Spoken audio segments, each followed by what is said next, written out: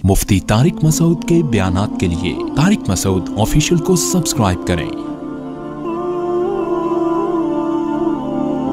Tariq Masood official.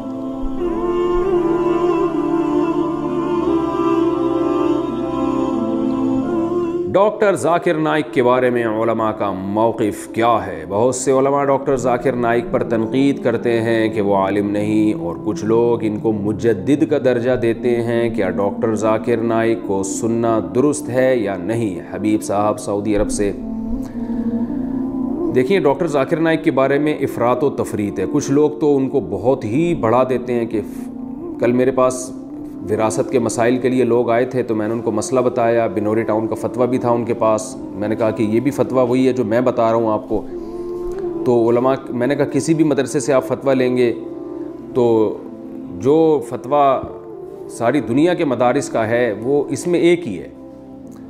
तो वो कह रहे हैं डॉक्टर ज़ाकिर नाइक से हमने सुना है, कुछ यूँ कह रहे थे, कुछ यूँ कह रहे थे। तो मैंने उनसे कहा कि देखें, डॉक्टर ज़ाकिर नाइक से आपने जो सुना है, मुझे नहीं पता वो आप समझे भी हैं कि नहीं समझे, डॉक्टर ज़ाकिर नाइक का मौक़िफ़ क्या है, और ये भी नहीं मुझे पता कि वो इस बारे में सही कह रहे थे गलत कह रहे थे। लेकिन हर शख्स की एक फ़ील्ड हुआ करती है। तो मैं क्या, बड़े बड़े उलमा यही बताते हैं कि डॉक्टर ज़ाकिर नाइक की जो फ़ील्ड है वो है अदियान आलम, उनमें तक़ाबुल। बहुत सारे दीन मज़ाहिब के बारे में उनको बहुत ज़बरदस्त मालूमात हैं और बेपनाह गैर मामूली हाफ़िज़ा है। तो इस हाफ़िज़े की बेस पे वो फिलबदी ही जवाब देते हैं। इसमें उनकी बहुत तैयारी है।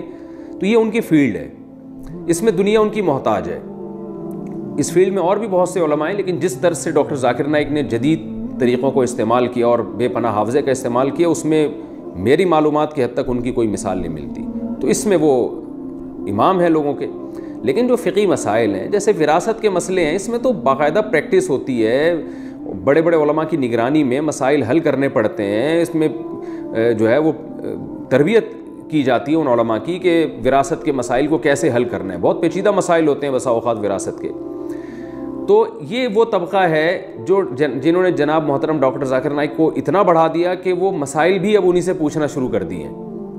और एक तबका वो है जो उन पे बिलावजह तनकीदें करता रहता है, और तनकीदें ऐसी कि अल-अमान वल हफ़ीज़। तो एतदाल की बात यही है जो हज़रत मुफ्ती तक़ी उस्मानी साहब जैसे बड़े उलमा की राय है, और भी दीगर बड़े उलमा की राय है कि भाई वो अपनी फ़ील्ड के माहिर हैं, लेकिन मसाइल के मामले में उनकी तहक़ीक़ नहीं है। वो ख़ुद बसा औक़ात ये एतराफ़ कर चुके हैं। मेरी उनसे बराह रास्त 2 दफ़ा मुलाकात हुई है, और दोनों दफ़ा में उन्होंने एतराफ़ किया कि मैं मुफ्ती नहीं हूँ, मसाइल मेरा काम नहीं है।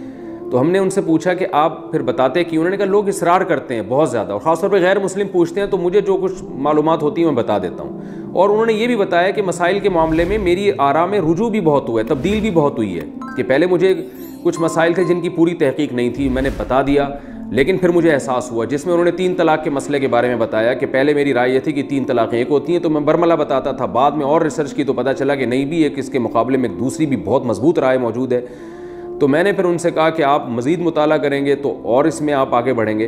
तो खैर, मेरी क्या औकात उनके सामने, यानी जो जिस फील्ड में वो चल रहे हैं तो उसमें मेरी कोई औकात नहीं है। लेकिन ये कि मसाइल के मामले में मुफ्तियान किराम, और मैं कहता हूँ हर वो शख्स नहीं जिसके नाम के साथ मुफ्ती लगा हुआ है, बल्कि किसी रिलायबल इदारा उसकी कोई रिलायबल इदारा उसकी ज़िम्मेदारी लेता हो, बाकायदा वो किसी मजबूत इदारे में दारुल इफ्ता में बैठते हैं, उलमा की निगरानी में ये काम सीखा हो। वरना आज पत्थर उठाओ मुफ्ती निकल रहा है नीचे से। हर पागल से पागल ने अपने नाम के साथ मुफ्ती लगाया हुआ है, और कोई हमारे यहाँ पाकिस्तान में तो कोई मैयार ही नहीं है ना कि जिसको चाहो मुफ्ती लगा के। मुफ्ती अब्दुल कवी का कैसा स्कैंडल चला है, लोग मुझे कहने लगे मुफ्ती अब्दुल कवी ने ये किया। मैंने कहा पहले ये तो साबित करोगे मुफ्ती भी हैं कि नहीं है। तो जिसके नाम के साथ चाहो मुफ्ती लगा दो, इतना सस्ता लफ्ज़ हो गया हमारे माशरे में। और पत्थर उठाओ तो नीचे से मुफ्ती निकलता है। आमिल मुफ्ती बने हुए हैं, रूहानी आमिल जो जिन चुड़ैल भूत भगा रहे हैं वो मुफ्ती बने हुए हैं। तो जिन चुड़ैल भूत भगाने वाले का तो मुफ्ती से कोई ताल्लुक़ ही नहीं होता। तो वो अपने नाम, रूहानी टोपी ड्रामे जो हैं वो अपने नाम के साथ मुफ्ती लगा रहे हैं। तो बाकायदा जो बड़े बड़े दीनी इदारे हैं, उन इदारों में, चाहे वो अरब में हो, चाहे वो पाकिस्तान में हो, बर सग़ीर में हो, उस इदारे का मंझा हुआ कोई आदमी होना चाहिए जिसने बाकायदा प्रॉपर तरीके से ये काम किया हो, अहले इफ्ता की निगरानी में फ़तवा सीखा हो, तहक़ीक़ करना जानता हो, और इस फील्ड में माहिर हो। सुबह शाम लोगों के रोज़मर्रा मसाइल आ रहे हैं उसके पास, उन पर रिसर्च कर रहा हो। इसमें बहुत खोपड़ी लगती है, दिमाग लगता है, इतना आसान नहीं है ये। تو میں نے جب زندگی میں پہلا فتویٰ لکھا تھا نا تو مجھے اندازہ ہو گیا تھا یہ کتنا مشکل کام ہے فتویٰ لکھنا، کتنا مشکل کام ہے. تو اور علماء کی نگرانی میں بیٹھ کے لکھنا. عوام کو تو بیوقوف بنانا بہت آسان ہوتا ہے، کوئی بھی حدیث کا ریفرنس رٹا لگا کے آپ پبلک کے سامنے رکھ دیں تو لوگ بیوقوف بن جاتے ہیں. تبھی آپ دیکھ لیں مارکیٹ میں نئے نئے لوگ آئے ہوئے ہیں جو پراپر عالم نہیں ہیں لیکن مفتی بنے ہوئے ہیں، حالانکہ مفتی تو عالم کے بعد بنتا ہے. تو ایسے لوگ آئے ہوئے ہیں جو عالم ہی نہیں ہیں لیکن ڈائریکٹ، یعنی ایک ایسا شخص ہے جس نے MBBS تو کیا نہیں ہے لیکن وہ گردوں کا اسپیشلسٹ بن گیا. تو گردوں کا اسپیشلسٹ، کڈنی اسپیشلسٹ تو بہت بعد میں جا کے بنے گا، پہلے تو سادہ ڈاکٹر تو بنے گا نا وہ. تو اب ایسے مفتی مارکیٹ میں آ رہے ہیں، محقق آ رہے ہیں مارکیٹ میں کہ وہ پراپر عالم ہی نہیں بنے، عربی گرامر تک نہیں آتی ان کو، عربی عبارات تک نہیں پڑھ سکتے اور وہ جناب مفتی بنے ہوئے ہیں. تو یہ قیامت کی علامات ہیں. نبی صلی اللہ علیہ وسلم نے فرمایا قرب قیامت میں علماء اٹھا لیے جائیں گے اور لوگ جاہلوں کو اپنا سردار بنا لیں گے. تو اس لیے مسائل کا جو علم ہے نا یہ بہت نازک پیچیدہ علم ہے، اس میں باقاعدہ پراپر مفتیان کرام سے رجوع کیا جائے گا، ان سے رابطہ کیا جائے گا. تو ڈاکٹر ذاکر نائک جو ہے اہل حق علماء میں سے ہیں، اہل سنت والجماعت میں سے ہیں. ہم ان سے ملے ہیں، میں کیا بڑے بڑے علماء ان سے ملے ہیں، جو ان سے ملتا ہے ان کی تعریفیں کرتا ہے کہ اللہ نے ان کو بہت تواضع دی ہے. ان میں بڑی اچھی بات یہ ہے کہ ان کو اگر بتایا جائے کہ آپ سے یہ مسٹیک ہوئی ہے تو فوراً رجوع کرتے ہیں وہ، اور سنت کے پابند ہیں، تہجد کے پابند ہیں، دعاؤں کے پابند ہیں، معمولات کے پابند ہیں. تو اللہ تعالیٰ نے ان کو ان صفات سے نوازا ہے. اللہ تعالیٰ ان کی عمر میں خوب خوب برکت عطا فرمائے، اور جو پابندیاں دنیا میں ان پہ لگی ہوئی ہیں اللہ تعالیٰ وہ پابندیاں ان سے دور فرمائے. اور یہی ہماری رائے ہے. ان کے عقائد میں اور اہل سنت والجماعت کے عقائد میں کوئی فرق نہیں ہے. جو عقیدہ طحاویہ میں عقائد لکھے ہوئے ہیں اسی عقائد کے حامل ہیں وہ. یہ بات بہت سے علماء ان سے براہ راست پوچھ چکے ہیں، میں بھی پوچھ چکا ہوں.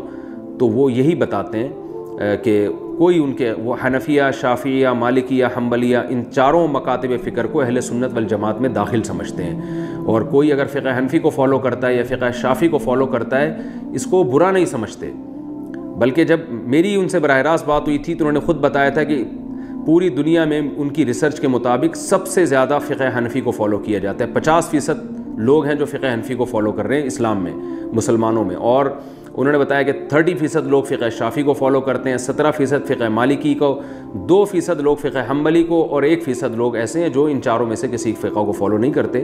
تو ان کا موقف اہل سنت والجماعت کے بارے میں بہت اچھا ہے. جس طرح ان کے بارے میں یہ الزامات لگتے ہیں کہ وہ بالکل ہی چاروں مکاتب فکر کو غلط سمجھتے ہیں، ایسا کچھ بھی نہیں ہے. وہ بہت معتدل قسم کے ایک عالم ہیں. عقائد میں وہی عقائد ہیں ان کے جو اہل سنت والجماعت کے عقائد ہیں. باقی غلطی انسان سے ہوتی ہے، ہم سے بھی ہو سکتی ہے، مسائل بتانے میں ان سے بھی ہو سکتی ہے. تو ان غلطیوں کی بیس پر کسی کو گمراہی کا فتویٰ نہیں لگایا جا سکتا، بلکہ یہ کہا جائے گا کہ بھئی یہ اس معاملے میں ان سے یہ خطا ہوئی ہے اور اس کی دلیل یہ ہے، جیسے کہ علماء کا ایک بات کرنے کا طریقہ ہوتا ہے.